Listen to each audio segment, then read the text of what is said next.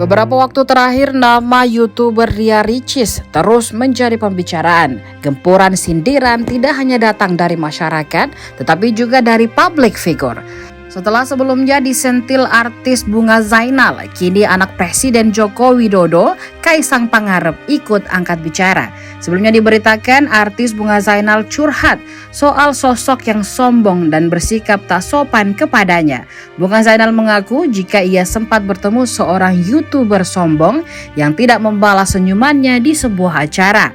Bukan hanya sekali, Bunga Zainal bahkan mengaku berkali-kali dicuekin sang YouTuber.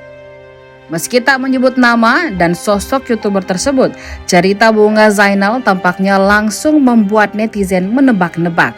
Publik pun ramai menyangkut pautkan sosok YouTuber sombong yang diceritakan Bunga Zainal adalah Ria Ricis.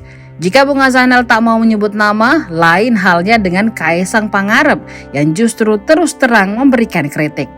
Putra bungsu Presiden Jokowi itu malah terang-terangan menyentil Ria Ricis. Hal itu terlihat saat Kaisang mewawancarai gamers yang bernama Ketis. Dikutip dari tribunnewsbogor.com dari akun YouTube-nya, Kaisang memanggil Ketis sebagai kandidat casting untuk menjadi bagian dari timnya. Mengenal siapa sebenarnya Ketis, Kaisang yang juga dikenal jenaka pun sontak meledek sang gamers. Kaisang mengejek Ketis yang sempat viral gara-gara bikin konten bareng Ria Ricis. Ditanya soal Ria Ricis, Ketis ogah membahasnya. Terus membercandai bintang tamunya, Kaisang pun melayangkan sindiran. Sentilan itu diurai Kaisang yang tahu soal cerita hidup Ketis.